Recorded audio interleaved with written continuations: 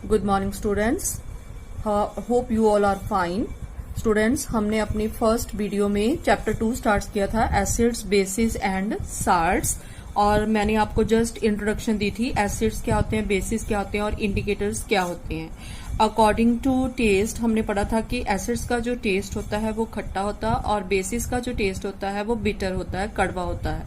और इंडिकेटर्स क्या होते हैं, जो टेस्ट करते हैं कि जो गिवन सब्सटेंस है या गिवन सोल्यूशन है वो एसिड है या बेस है, तो वो हम इंडिकेटर की हेल्प से टेस्ट करते हैं। और मैंने आपको बताया था कि इंडिकेटर्स दो तरह के होते हैं, नेचुरल एंड सिंथेटिक इंडिकेटर।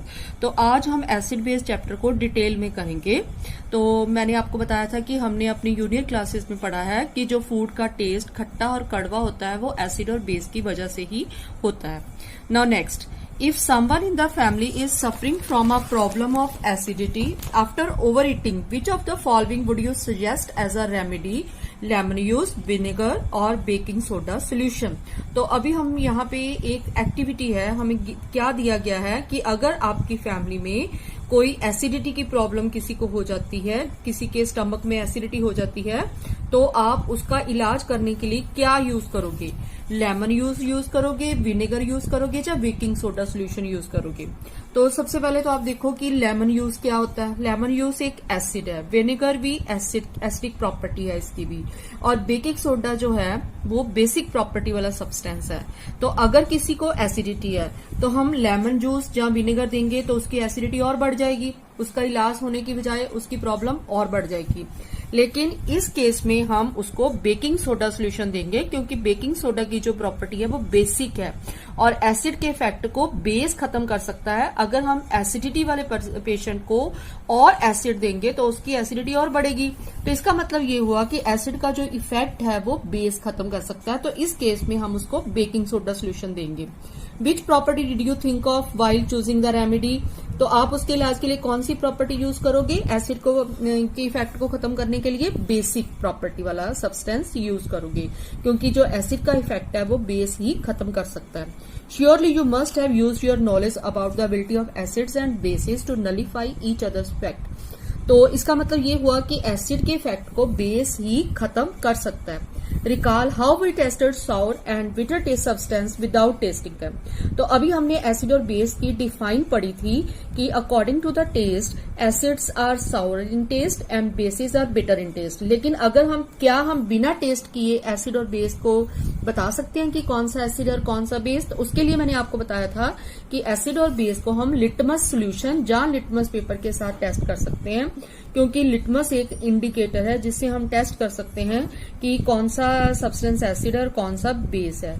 जो एसिड होता है, अगर हम ब्लू लिटमस के ऊपर एसिड के एक ड्रॉप डालते हैं तो ब्लू लिटमस जो है वो रेड हो जाता है, ठीक है। और अगर बेस के ऊपर बेस की एक ड्रॉप ब्लू लिटमस में डालते हैं तो उसका कलर चेंज नहीं होगा। लेकिन अगर हम रेड लिटमस के ऊपर बेस की ड्रॉप डालते हैं तो रेड लिटमस जो है वो ब्लू हो जाता है। तो इसका मतलब हमने ये पढ़ा था कि जो एसिड सब्सटेंस होते हैं वो ब्लू लिटमस को रेड कर देते हैं और जो बेस होते हैं वो रेड लिटमस को ब्लू कर देते हैं।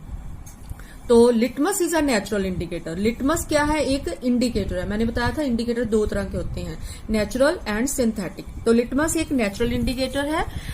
Turmeric is another such indicator. Turmeric क्या होती है? हल्दी। हल्दी भी एक इंडिकेटर है, ये भी एक नेचुरल इंडिकेटर है। Have you notice that a stain of curry on a white cloth becomes reddish brown when soap which is basic in nature is scrubbed on it.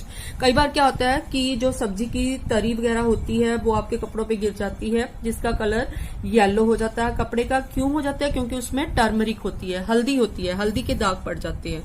लेकिन जब हम उसको वॉश करते हैं सोप के साथ, सोप क्या होता है? बेसिक इन नेचर होता है, तो उसका जो कलर होता है येलो कलर जो है वो रेडिश ब्राउन हो जाता है। तो इसका मतलब यहाँ पे क्या बात क्लियर हो रही है कि जो इंडिकेटर होते हैं उनका कलर चेंज हो जाता है, और तभी वो जब भी एसिड और बेस के संपर्क में आते हैं तो उनका कलर चेंज होता है। जैसे कि हमने पढ़ा है कि जो एसिड है वो ब्लू लिटमस का कलर रेड कर देता है, ठीक है। तो इसका मतलब जब भी कोई इंडिकेटर एसिड और बेस के संपर्क में आता है तो उसका कलर चेंज होता है। जैसे कि यहाँ पे अभी बताया कि जब आपकी क्लोथ के ऊपर करी जो है सब्जी की तरी वगैरह जो होती है वो गिर जाती है तो कपड़े का कलर जो है वो येलो हो जाता है। लेकिन जब हम उसको सोप के कॉन्टेक्ट, सोप क्या है? बेस, जब हम और टर्मरिक क्या है, इंडिकेटर है।